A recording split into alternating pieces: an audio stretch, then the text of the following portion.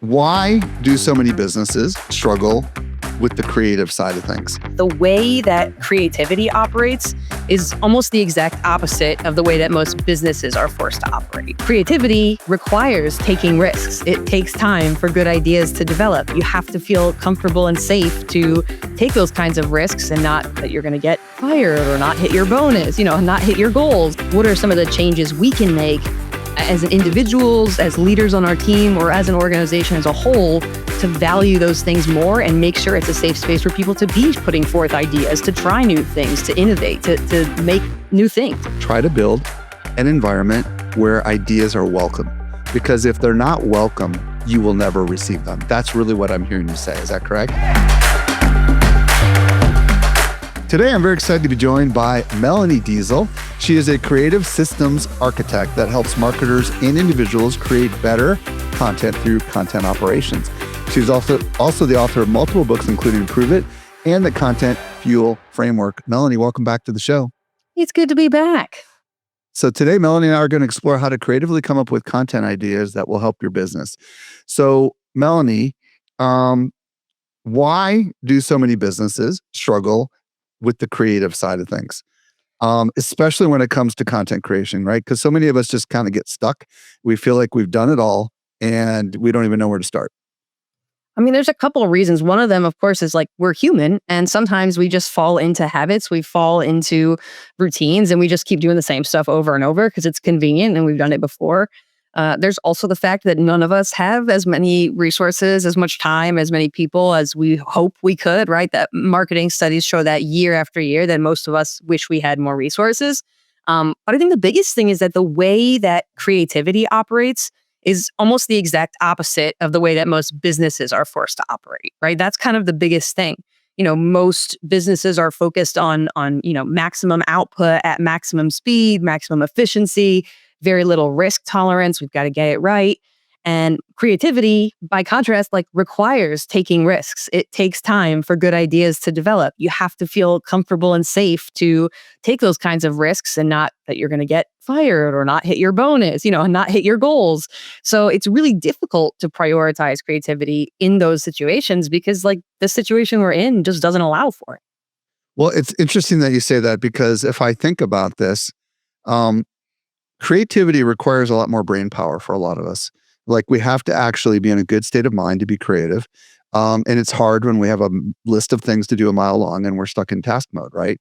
And in addition to that, I feel like AI has kind of freed up a little bit more of that mental thinking block, and now we can be creative more. I'm just curious what you think. So I think, having AI take some things off our plate is going to be helpful because you're right. It does free up more of that brain space to do the creative work. I think it's worth noting too that, I think being creative and getting to have time to make more innovative work is really exciting. That's not everybody's priority, and that's okay, right? Some of us may be in roles where it's more required that we're really focused on conversion, or we're really focused on the numbers, and maybe we don't have the space or time to innovate. Sure, that's fine. But I think for those of us who do like to do this work, we like the act of creating, of capturing, of sharing, of creating engagement, then being able to free up some brain space to actually work on more stuff like this, I think is a huge opportunity if you do it well. Now, you have a big background in content. Obviously, that's where a lot of my audience is going to know you from, your experience on the content side of things, and your books are very focused on content. When businesses, marketers, creators who happen to be listening, when they are able to actually um, figure out a way, a method, a model, for lack of better words, which we're going to talk about today, that allows them to be more creative, what is the benefit? What is the output? What is the upside that comes from that? I mean, there's all kinds. There's a lot of studies that show how creativity can have positive impacts in different areas of the business. Obviously, if you're creating different work, typically that means you're learning more about what your audience likes to engage with, about how to share your message. And that almost certainly has financial upside in some way or another, right? Whether it's engaging your audience, retaining them, which is cheaper than acquiring new, or whether it's just, creating that deeper engagement that leads to loyalty. So there's a lot of benefits that come from being able to find new ways to connect and engage with your audience through content. But it also does wonders for culture. If you're part of a team, even if that means like you're using some freelance or some contractors, if you're not part of a huge team yourself, that ability to have people feel comfortable sharing ideas, to collaborate on those ideas, to feel like everyone's ideas are being heard and valued can really make huge changes in the culture. And that allows people to feel more valued. Okay, so let's send some groundwork here. So what Yeah. we're really talking about today is conceptually, based on what I believe I understand to be the topic of today, is that, hey, you have people that work with you, you have people that work for you, they have special insights and they have special knowledge, and you don't have to do this alone. And there's a method that we're going to talk about that allows you to effectively cultivate creativity inside of your company, and from those ideas great content can come out. Like am I describing this correctly? Like, let's just set the grounds for what we're about to talk about. Yeah, absolutely. So essentially, as we talked about, the way businesses operate is kind of opposite of the way creativity operates. Most businesses or, individual creators, enterprises, however you describe yourself, we want to be innovative. We want to be disruptive. We want people to believe that what we do is cool, that we're smart, that we're capable. But that is really not possible unless you're taking some conscious effort to make sure that you're thinking and operating in a creative way. Because as we said, the default is going to be to fall into that, quantity over quality. It's going to be to fall into what's easy and familiar, fall into what everyone else is doing and we know is safe and we know it works, even if it's not incredible breakthrough, game changing stuff. So yeah, what we're talking about is really, how do you create that environment for yourself, for your immediate team, for anyone you're working with or around or near even? How do you make it so that creativity is something that you have the space for, and also that you all see the value in equally, so that you can do better work, that you can take the content you're creating, no matter where you're sharing it, and really bring it to the next level? Love it. Okay. So we're going to call this cultivating creativity just from a concept perspective, because that's kind of what you and I agreed on. Well, Yeah. actually, cultivating content creativity is really what we're focusing on here, Yeah. not just any kind of creativity. So, is there any kind of ground rules we need to talk about before we begin to talk about like how we can go about doing this? Any kind of company wide concepts or things that we need to really like kind of maybe level set before we enter into a discussion like this? Yeah, I think like anything, this requires buy-in, right? Getting people to agree with you. If you're the only one trying to push the envelope internally and everybody around you wants to do what's safe, they don't want to innovate, they don't want to disrupt, they just want to, clock out at 5 p.m. and get their pension at the end of the day, like you're going to probably have a tough time pushing this stuff through. But it really is a culture, right? Like it's about creating the psychological safety to be able to suggest those ideas. The best example I could think of is if I ask you, if you're listening, like take a minute and think of the last time you made a suggestion and got shot down, right? Just think about that moment, whether it was like, I think we should go here for dinner, or whether it was at work and you were like, hey, maybe we try this new thing. When you get shut down, the self-protective response is, I'm not doing that again. I'm not going to suggest something. I might not suggest anything in this meeting. I may never suggest anything like that ever again, right? When you create that environment where people feel like like innovation is not respected, ideas are not welcome, that is toxic. And it really spreads throughout the team. It makes people feel very individualistic. It makes them feel really protective. It makes them really risk averse, right? So this is something that's not just like, oh, here's like some happy brainstorm tips, right? It's like we have to think about whether the culture that we're creating in, whether even that could even be how you talk to yourself, right? Like the culture that you are creating in, is it conducive to creativity? And if not, what are some of the changes we can make as individuals, as leaders on our team, or as an organization as a whole to value those things more and make sure it's a safe space for people to be putting forth ideas, to try new things, to innovate, to make new things? I think some of us are guilty. I'm raising my hand of having shot down ideas. As a matter of fact, some of us, that is our job. You know what I mean? As the CEO of my company, my job is to discern good ideas from bad ideas. And I know for a fact that I can speak from experience that some of my employees have decided not to come back with ideas because their idea was not accepted. We have to not accept all ideas, otherwise we can't be successful. So how can we cultivate a Yeah. culture that allows us to say this idea isn't going to work and not have the other person feel quote unquote shot down? Totally. Yeah. I mean, because you can't do everything, right? And there are genuinely, I mean, everyone says there's no bad ideas. Like, there are some bad ideas. Like, you probably shouldn't, tattoo your entire face and run around naked. Like, that's a bad idea, you Or know? decide to like just spend all the money on one thing and hope it's just going to pay for itself. You know what I mean? Yeah. Yeah. Like, really go all in on yellow pages. Like, that's what we need to do as a business. There are some bad ideas, right? What I think is really important is understanding the role that the two parts of creativity play, because a good idea does require big thinking and sometimes bad ideas, right? Like, it requires that growth, and then it also requires people to come in and say, now, how do we make that reasonable? How do we make that achievable? How do we build on that into something that might be more reasonable? Maybe we shouldn't go all in on yellow pages, but you might be right. Maybe we should check out some of the analog things we've kind of discounted and see if there is opportunity there. So, the idea may not be the first one that comes out, but if we're shooting stuff down, those first ideas won't come out anymore, right? So it is a balance of understanding when is the right time for us to be building and growing, right? And when is the right time for us to be bringing reality back in the room? And there's definitely some ways you can organize your team around that to create space for both of those processes. So we're not getting too crazy, but we're also not shutting stuff down too quickly. Well, if we have time later and we remember, we can talk about the framework that I've come up with to allow ideas to exist inside my company. That's a little bit of a side trail, but it has nothing to do with content. Yeah. Because I have bazillions of people that have ideas, you know what I mean? And some of them are Yeah. not thought through at all. And sometimes they can be massive distractions. But I love the idea conceptually. What I'm hearing you say is, hey, try to build an environment where ideas are welcome. Because if they're not welcome, you will never receive them. That's really what I'm hearing you say. Is that correct? Absolutely. Yeah. So I like to give an example of like landscaping, right? We all know if you want a tree to grow, like, it takes time and there's probably going to be some branches growing in some weird directions and like maybe a vine pops up, there's weeds, right? But you need to give it time to grow. If you chop it off at the knees, like, you're just going to have a stump. You're never going to get bigger than that. And so it's not about a lack of feedback. It's not about a lack of pruning or, landscaping or trimming. It's really about giving it time to grow and then pruning strategically at the appropriate time so you end up with something pretty and not something overgrown. So yeah, they're both valuable and truly, creative thinking. We think it's one thing, but it is actually those two things working together. It's the divergent thinking, the big idea thinking, and then it's the convergent thinking, bringing it back in and making it realistic. And you need both. You can't really function without them. Okay, cool. So, first of all, this is really important little thing we just talked about for some people, like me, that are idea people, but can't accept all ideas because we just have the mental bandwidth to do it. So just being open to ideas.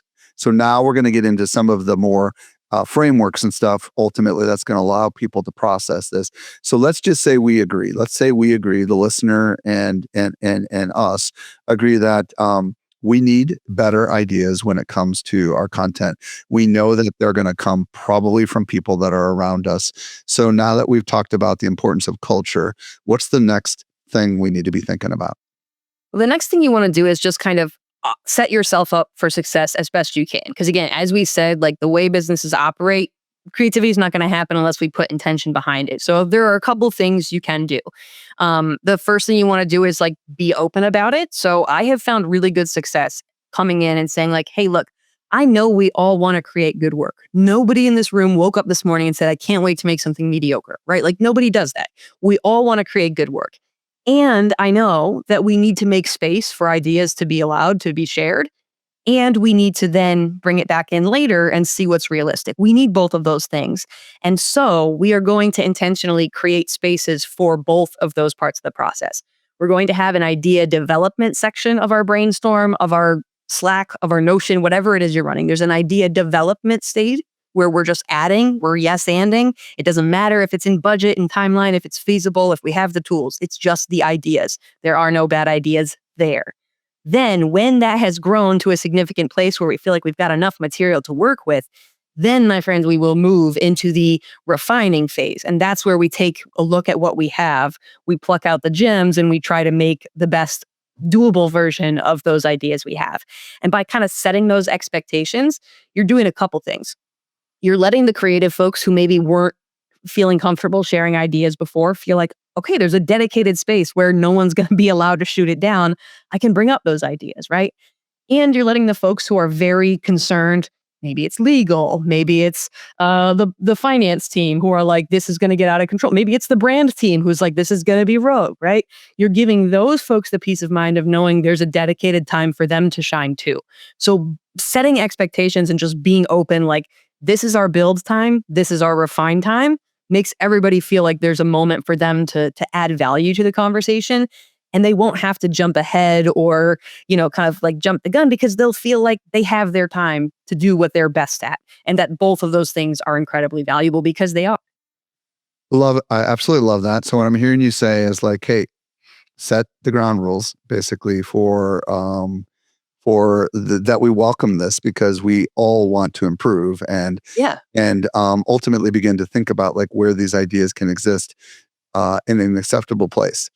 And I will just throw out there's a time and a place to give someone an idea, right? If you want an idea to be accepted and you just like decide to cold call like the founder, there's a good chance you're going to get a rejection. Yeah. It's not going to go well. And I think that's part of setting the expectations that there's a time and a place and a way to submit those ideas. Do you agree? Yeah, 100%. And what I would say, in line with that is most organizations that I work with, and I would wager like most organizations in general, do not have an explicit process for that. And if there's no explicit process, people are going to do whatever they think is best. And that's not going to be what you think is best, right? So if there is no, this is idea time, this is where we put our ideas, this is how we process ideas, then they're going to come from everywhere. You're going to get emails and texts and Slack messages and, skywriting and, a singing telegram. Or you're going to have those people who are sending us a penny on PayPal just so we read the message. Like, things get out of hand when there's no set process. So creating that process is really a gift, not only to your team, but to yourself, because you're going to understand where those are coming in and have expectations that everybody is on the same page. So I'm just going to throw out there, because I mentioned it earlier, that we have a little model we've come up with inside of Social Media Examiner, which is the what, why, who model. And what is the idea in simple sentence or paragraph? Why? This is the most important part. That's where we want the mental bandwidth to go. Why is this idea important? And then the last is who. Whom will it impact?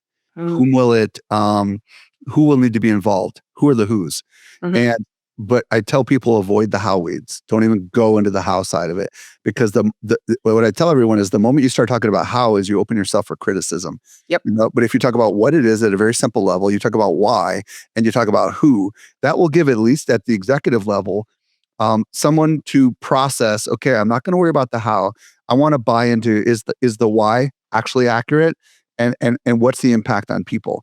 This is something we've been able to use for a while. I'm just curious what your thoughts are, and then we can move on.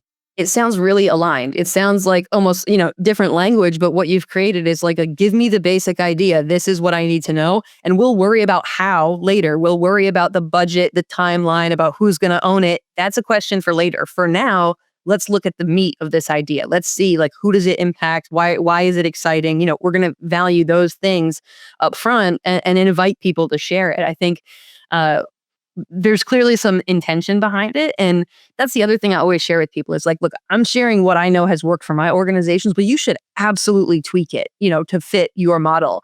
I've worked with one organization that they're entirely in-house. They have no remote folks. And so the way they handle that is they have a physical space. They have a board that people put things up on when they have an idea, right? And there's like a little form and people write it and put it on the board. Like, if that works for you, awesome. If it needs to be a form submission because of the size of your organization, go for it. If you just want people to text you their ideas because you're a small startup, go for it. Just find the delivery method that works for you, but make sure that the priority is there's a way for people to share their ideas where they feel it's being heard and it's being valued. And then there's a separate time where those ideas are evaluated, analyzed, refined, and you can decide if it's worth moving forward. Now, as people are listening, they're probably like, okay, well, this doesn't just apply to content. This applies to everything, right? Sure does. I mean, this model, we're looking at it through the frame of content because that's your domain expertise. But this is just a bit of a thing for a new feature in a product, or just as good as something that you want to do for your staff, you know what I mean, to make a better experience for them. So this is kind of a universal concept. Is that correct? Oh, totally. And if we want to get meta, like, you can apply this in any area of your life, think about like in your family, if that's something, you and your partner, you and your roommates, like one of you says we should get a dog and somebody's like, absolutely not. End of discussion. Like, that's not fun. People probably don't feel super heard. That's probably going to create some discord. Instead, if it's like, all right, well, tell me what you like about a dog. What are you looking for? Are you looking for a companion? Are you looking for, you want an excuse to get outside more? Like, what, ask questions, be curious. And maybe what you decide is, okay, you thought you wanted a dog, but actually, let's set you up more play dates with the neighbors because you just want to get outside and play more. And that's what the real, just so you can apply this anywhere in your life. It's like, there's a time for big ideas and there's a time for refining. And if you're trying to do them at the same time, there's going to be conflict, whether it's internal or external. You can't do both at the same time. Awesome. Okay. So there's two different kinds of thinking that Yeah. you've come up with. We're going to reveal them one at a time. Yeah. So let's start with the very first kind of thinking concept and let's define what the heck it is so everybody can Yeah. wrap their brains around it. Yeah. So I'll be super clear. I'm not the creator of these types of thinking, but I am just talking about it in the context of what we're talking about here. But divergent thinking, that's that first type, that like big ideas thinking. This is where there are no bad ideas. We are not critiquing. We are adding, we are suggesting, we are building upon it, right? This is like what people think of when they think of a brainstorm, where you're just throwing out ideas, you're building on each other, but we're not editing. We're not critiquing. We're not analyzing. This is all about filling the basket. We need a lot of ideas to be able to sort through, combine, and come up with something. So this is where we're adding. Um, By the way, what's the value of this kind of thinking? Just so people understand it, because this is, I feel like not everybody wants this all the time. yeah, Talk a little bit about that. I get that. Yeah. This is the growth that we were talking about. This is where disruption comes in. This is where innovation comes in. This is where you're going to get anything new, exciting, different. It's going to come from that build phase where you're allowed to let things grow. Coming back to our like landscaping example, again, if you want a cool tree or a flower, like you can't be snipping it at the bottom. You got to let it overgrow a little bit and then prune it back. So this is that growth phase. This is where we're gathering ingredients to do something awesome. We may not use all of them. We may have too much of one thing or another, but you got to have a pantry of ingredients to pull from if you're going to make anything worth having. Right. So this is where we're building and letting all those ideas come in. Okay, I want to dig a little bit deeper, but before I do, what are the symptoms that might be indicative that we need divergent thinking? Because not everyone's going to be aware that they need it. You understand what I'm saying? Totally. Yeah. I mean, look, if your content, and again, we're talking about it in the context of content, but this can be applied anywhere. If things are boring, if you're doing the same thing over and over again, if you're not getting the results that you're hoping for, if everybody is disappointed in the outcome, there's probably a need to shake things up a little bit, right? Um, if you're feeling like stuff is really safe, right? There's no one's feeling challenged, no one's feeling fulfilled. It's very like bottom of the rung, minimum viable, whatever, minimum viable You're content. just dialing it in. You're not motivated at all. Yeah, like that's a good sign. I mean, and like I said, listen, there are some companies where, again, if you're just trying to get your paycheck and you're going to build something else on the side, I can't tell you to go shake it up at work. Maybe you don't want to do that. But if that is the current feeling, is like, we're really not putting the effort in, and or we are putting effort in, but we're not seeing good results, then that's probably a good time to take a step back and say, let's try to do this a little differently. Maybe we're not taking enough risk. Maybe we're not, trying enough new things. And let's set up a system where we can do some of that safely within some confines that make sense for our brand. Yeah. And I believe you have an industrial equipment example that maybe was a client or something like that. Yeah. Well, one of the things I run into is a lot of people think like, well, my brand, my company, my product, my topic, whatever is not sexy. And like, we can't do super fun, exciting things. So what are we going to brainstorm? So I'd just love to give this example. It's a industrial safety equipment. So they create like latches and guards and locks and things that protect other equipment, from doing the things that it's not supposed to do, or protect us from ourselves doing dumb things that hurt us, right? But very much in an industrial environment, like not direct to consumer, not fun in the air quotes, like conventional sense, right? So I was talking with them about like, okay, let's practice some of this divergent thinking. Let's talk about what kind of stuff might we create content about that, could be fun. What conditions could we create to capture some cool content? And one of them said, well, we have actually on our campus, on our company campus, we have beehives. So maybe we could do something fun around like the bees work together and maybe that's about our teamwork. I don't know. I don't know if that's it, but like that's an idea. And so again, instead of cutting it off, it was like, Cool. Yes. Tell me more. What else could we do like that? Is there inspiration from other animals we could take that are somehow relevant? We're just yes anding and Okay, wait, let building. me pause for a second because most people are like, at this point, everybody who's listening is like, that's not a good idea. Okay. But I Yeah. like what you're doing, right? Okay, you're thinking about content ideas and somebody says beehive, which Yep. seems to be the most random off thing, Yep. right? But you recommended, hey, let's go with it. Okay, keep going because most people are like seriously like hopefully thinking like I am like yeah like that's a horrible idea next. Yeah. Right. Bees. Yeah. But clearly there's something the story's going somewhere so keep going.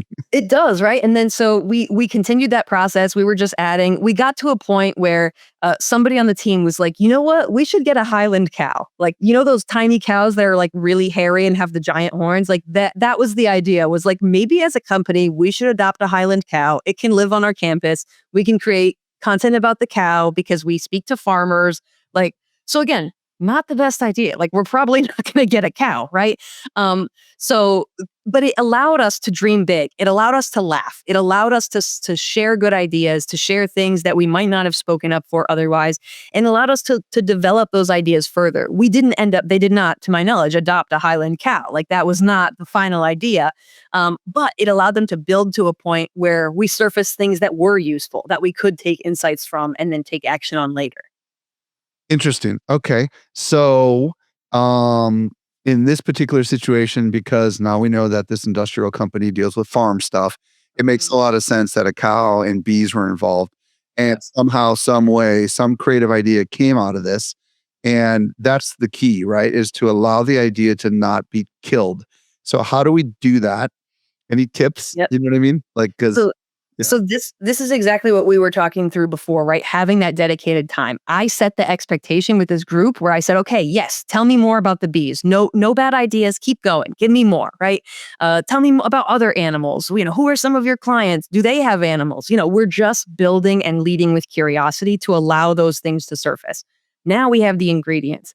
Then at a dedicated time, and usually you can tell when the energy starts to dip when it's like, all right, we got to Highland Cow, I got nothing left. Like that's as far as it goes, right? When that energy starts to dip, that's when you can say, are there any more ideas or are we ready to start refining some of this stuff? And usually, since everyone has had a chance to say their piece, like they're excited to say, yeah, let's see what we can make actually happen. Probably not all this stuff, but like what can we make work?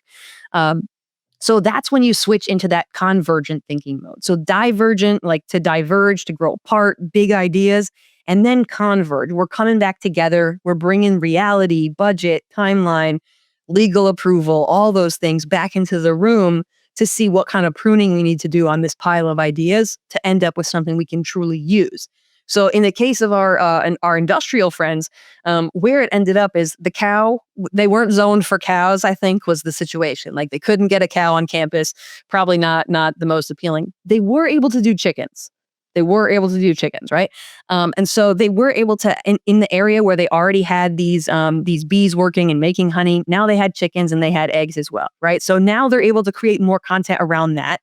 They have some equipment that protects the coops, right? Like they were able to create a reasonable version of that idea that they could execute on that was within their budget, their timeline, their resources. And again, I know cows and chickens were probably not in most of our budget and resources, but this is their company, their needs, right? So when you do this by allowing that growth phase, if we had not gotten to Highland Cow, we would not ultimately have refined to chickens, right? If we had not gone beyond the bees, we would never have gotten to the chickens. So yours may not be a bees to chickens to cows progression, but there's some version of that that if you're cutting it off at the bees, you're never going to get the chickens and the cows, you know? Interesting. Okay, so let's dig in a little bit more on what is convergent thinking, Yeah.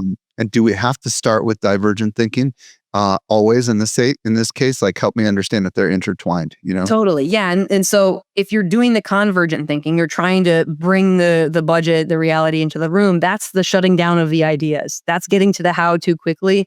That's where you're starting to shut people off and make them less likely to share. So we absolutely have to do the divergent first. Let's grow and then refine. If you're doing just the convergent thinking up front, which is the problem a lot of us face, we're either trying to do them at the same time or we're starting with all of our limitations. You don't have the room to grow. You can't go anywhere and you end up staying exactly where you are doing more of what you've always done. right? So that divergent thinking has to come first. Let's gather all those big ideas and then we'll evaluate them after. Okay.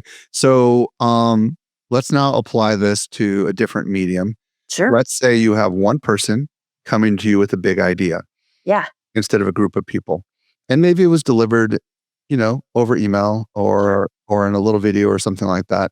How can we take that big idea that was delivered and somehow work with that? What's your reaction to that?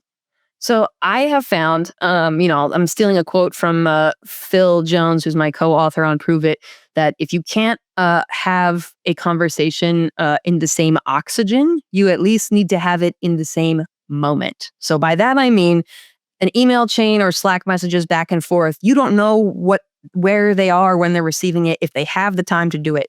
To create that space, again, if you can't do it face to face, you can't hop in a whiteboard room and jam out. Pick up the phone or get on a video call and do it at the same time so you can both be in that headspace together. Hey, I just got your email of this cool idea for the campaign next month. Talk to me about that. What are you thinking? Where'd this idea come from? Cool, cool. Okay, so what were you picturing? What could this be like? Did you think through what it could look like? Just like get curious and keep building that idea. And then once you're ready, say, cool, do you feel like you gave me a good picture of everything, that you wanted to share about this? Awesome. All right. So let's take a look at what we are working with in terms of time and budget. Let's see how much of that's possible. I think a documentary, a feature length film is an incredible idea for Q2. But I don't think we actually have the budget for right now. So what if we did a 2-minute mini documentary? We could still use that same style, that same tone you talked about, but it's a little bit shorter. It's more in budget. And our dev team, our production team can probably fit that into our shoot schedule. What do you think? You think we can execute a good amount of your ideas if we try a mini doc instead of a full feature film? You find the shrunk version of whatever that is doable in your budget, your timeline, and whatever else. Woo. I know some people listening are like, Melanie, I wish I had your brain because I couldn't do what you just did. So we need to unravel this a little bit, okay? Because Yeah. you have everybody that has different gifts and skills, right? Totally. And like as I'm thinking about this, like here's how I would probably do it. Yeah. We use a tool that allows us to record videos, and send videos back and forth. Yep. So what I might do is encourage them to send me a video so that I can actually hear their excitement and allows a little bit more free form. And then I would probably send back another video if I wasn't available to talk to them, because sometimes Yeah. these meetings can take a lot of oxygen out of the room. True. And I might say, hey, I'd love to hear more about this. Help me understand kind of why you're so excited about it. What do you think it can do for the company? Like I feel like, and you get back another video. And then let's say at this point you've heard a little bit more and you realize you're just not, it's not going anywhere for you. You know what I mean? Yeah. So like, is it a no, or is it a not yet? Or is it I'm not in a good headspace to process this? Like give people some frameworks of where they could go with something like this. Yeah, it could be any of those things. Here, what I'll say: a gentle invitation for you. If someone were to share an idea, they're being vulnerable. That's a vulnerable act to say, "Hey, I'm throwing this out there. You might think I'm dumb. You might think I should get fired. I'm going to be vulnerable and share this idea." It's really respectful. It's good for the culture to have a live interaction. Again, same moment, if not same oxygen. Because if the culture as it is currently, and it sounds like you're in the position like where it's not with you guys, but if you are in an organization where the culture doesn't necessarily encourage it right now, getting a video or an email or a Slack message back that says, tell me why you think this is important for the company, tell me why you like this, can feel like you're being interrogated or you're being questioned, right? If the intent may not be clear. So just throwing that out there, depending on your That's culture. why I was thinking a video might be more better because Yeah. I can hear and see you. You know what I mean? Yeah. You're not able to get on a call with them. Like You know? as close as you can get to live is always going to be like your best chance at being understood the way you want to be from like a tone and culture perspective. But look, not every idea is going to be good. I think that's why I recommend people have something called an idea parking lot. Oh. Somewhere to put ideas, and you could call it whatever you want. I just like parking lot because it's like there's excess space. It might be a Google Doc that people dump things into. It might be a Notion, whatever your systems are. Find a place where if it's not right now, or it's just because that may not be the right idea for right now. Maybe we can't do, I don't know, what did I say? Like a mini documentary. Maybe we just we can't do a documentary right now. But if we put it in that doc 6 months from now, when we do have time or we get invited to do some big campaign or, I don't know, now we're doing a Super Bowl commercial. It's like, wait, remember the mini documentary? Like, this is the perfect time. But you have to have it somewhere in the parking lot to be able to call on it later. So having a place where those ideas are saved somewhere, whatever that looks like for your organization, again, makes people feel heard that if now is not the right time, at least it's saved. It's worth referring back to. It's worth considering in the future. And look, nobody has to know whether you think that idea is ever going to make it out of the parking lot. The parking lot serves the purpose of making people feel heard as well as a repository for you to come back to. Okay. So let's presume that you and the other party Yep. actually kind of like the idea. But Yeah. you gotta sell it now to other people in the organization. Maybe you've got to sell it to your boss, to the founder, or to the head of another division, or all other divisions are involved, you know, and you've got to get their buy-in on it because it's going to impact them. Yeah. Um, how do we go to that next step? It's a tough conversation, right? Ideally, there's been some sort of conversation about, being creativity first, being creatively led. My favorite recommendation, and honestly, this is more psychology than it is marketing, but find something that they are attached to in a positive way and relate it to that. So remember that awesome idea our competitor did that you thought was so cool? I would love to do more work like that. And in order to do that, here's what we need to do, right? Or remember you said our goal for 2026 is you want us to get bigger market share and disrupt. Okay, so I think we have to try some new tactics in order to do that, right? So framing it as like, you want this. You told me you wanted this, and make it their idea in a way, right? It tends to work really well. But the other thing I think is just you may not be able to get everybody to buy in right away. Like any sort of change, especially if you're at a big organization or a legacy organization, like it's going to take time. It may not happen right away. And so I would just look for whatever little opportunity is within your power to try to shift that culture. If you are a leader, you're in a great position to be able to maybe run your brainstorms a little more intentionally with the build phase first, that divergent thinking, and then the very intentional convergent thinking after. You may have that power. If you don't, my single biggest tip that can change the culture from inside out is to start blaming process instead of people.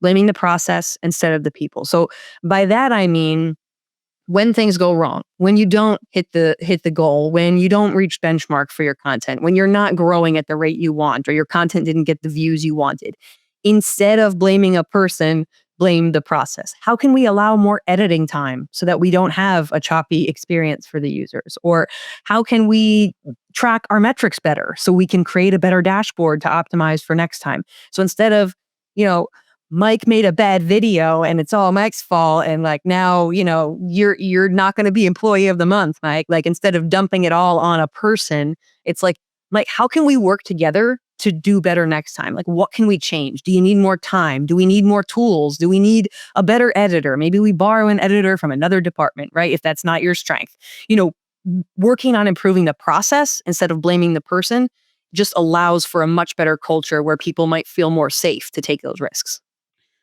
It's interesting because I'm on both the receiving end and the giving end of ideas. And a lot of times I hear from people in my organization, we've tried that before and it didn't work. Mhm. And I'm sure a lot of people are going to deal with that. Oh yeah, we tried that back in pre-COVID and it was a big flop, right? Yep. And I think what you're saying is, Why? say maybe it's different now. You know, Mhm. maybe we just didn't go about it the right way because there are Make a people that have difference. successfully done this, right? Yes. Yeah, absolutely. And instead of being like, we tried that and therefore we're never trying it again, what can we learn? When we tried it last time, what wasn't in our favor? What didn't we didn't have the same team we have now, or maybe we didn't have the right budget. What can we as a group, we do differently in our process to help optimize our chance for success? And I think that goes a long way because again, the we tried that before is coming from a place of I'm scared to fail again, right? Right. I can't approve you trying that thing because then I'm going to have to answer for why it didn't work again, right? Or I'm going to have to explain why we didn't hit benchmark again, whatever the case may be, right? Why we're not hitting our follower goal or whatever. It's like you have to ease that tension and saying, look, I get it. I know it didn't work last time. Let's figure out why. What could we improve? What could we do better? What could we change about our process to optimize our chance for success?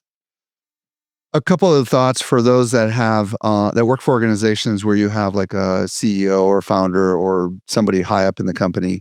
Um, Going back to company principles, Hmm. mission, vision, or expectations is really valuable. So, for example, if there's like a vision that's been set by the founder or the executive or management team, reminding the person that this is our vision, this is where we're going, is very valuable. If there is some sort of new initiative, like for example, we're going to embrace AI, for example, right? Hmm. Like we've decided as a company, we're going to use AI to improve our work. And what you have is an idea that's fueled by AI. You can remind the person that this falls under our initiative, which is we're to use AI to improve our work, right? All of a sudden, what it does is it aligns their brain to the mission that came down from the top. And now all of a sudden it opens things up. Curious, what your thoughts are on that kind of stuff? Exactly. That's exactly the type of thing I'm talking about. Like find the anchor that's coming either from above, right? Or from that person if it's their own ideas, right? Like you said, our company mission is to make good products that help people. Well, I think that this product can really help people. So I think it's worth us taking a shot because it's aligned with our mission, right? Just instead of saying, here's a risk I think we should take, right? It's like, hey, this is aligned with our mission. Taking this risk is aligned with what we said we do as a company. And it's not always a risk, but just framing it in that way is like, this is something that you or we or all of us are focused on, are valuing, are believe is important. Let's do it together. And again, I know that's like more psychology than it is, than it is And marketing, but it matters because it works. it does, right? And it's about getting people on board with your messaging, which is ultimately what we're doing with marketing at the end of the day, right? It's like, let's get people on board with this message. Um, I've got a couple of words in my mind, mindset and beliefs. Mhm. And again, I'm coming at this from a psychology perspective. I've had a lot of great folks on this show that have talked about a lot of stuff, but a lot of people either believe that if they make a mistake, they're going to get in trouble, or they believe that they don't have any margin for anything else because they're overworked, Yeah. right? They don't necessarily embrace what's commonly referred to as the growth mindset, which is we can learn from everything that's happening and it makes all sorts of things possible. So when someone is listening is unfortunately either on the receiving end of a bad belief or is on the other end like we have that bad belief, or we're dealing with someone who is just not, it's got a very limited mindset on things. um Outside of just finding something that you can align with, Yeah. are there any other little tips or tricks that you found that might be helpful to kind of get through in those kind of situations? Was it I'm gonna say a thing that I said before, but in a different way, and I don't know, I might hurt somebody's feelings. I'm just gonna throw it out there. If somebody has a limited mindset, my question would be, what's wrong with the process, not what's wrong with the person. Ah, Someone who has that mindset has been punished in the past. Someone who has that mindset has been embarrassed in front of their peers in the past. Somebody who has that mindset is afraid to take risks. What about our process makes them feel that way? That's what do you ask them? Hey, what's your biggest concern? Is that what we asked to unlock that? Yeah, I mean, I think it depends on the person, your relationship with them, how you can approach it. But I would be asking myself that question as a colleague or as a leader of like, okay, this person is clearly afraid to take risks. What about our process makes it such a hostile place to take a risk? Like, is it me? Is it my attitude? Is it, do I not defend them when someone, cuts their idea down? Am I, as a leader, not protecting this space to make people feel safe to share their ideas? I would be looking at what about our process and the way we operate creates that feeling because the person is not the problem. Nobody wakes up. Like I said, nobody wakes up and says, I want to create bad, mediocre work today, right? People want to do good work. Like it's just human fulfillment. So, what about our process doesn't allow them to do that or makes them afraid to do that? Because that's what really needs to change. You could lecture that person all day long. You could let them go, put them on a personal improvement plan. If the culture creates that feeling, the next person sitting in that seat is going to feel the same way. Folks, this is the social media marketing podcast, and almost all of us identify as marketers, and marketing is a creative endeavor. And marketing requires new ideas. It just does. And we all are facing diminishing returns. And it's my hope that exploring this discussion today with Melanie has opened somebody like me or you, Melanie, or the listener to see, okay, this might be an unlock for me because I've been in a rut. I've been stuck. I haven't felt like I've had any options. I felt like Indiana Jones, where like the walls are crushing in on me. Yeah. And what do you just want to say to those people before we close out today? I mean, extending your exact metaphor there, like the problem in that instance is not Indiana Jones, it's the walls. And how do we stop those walls from crushing in, right? That's really the key, I think, is when creativity cannot thrive, it is not a lack of creativity on your team's part, it is a lack of creative conditions. And you as a leader or even as an individual can make subtle changes like blaming process over people and separating out divergent and convergent, superpowers on your team. You can do those things that create conditions where creativity thrives. You just have to do it with intention.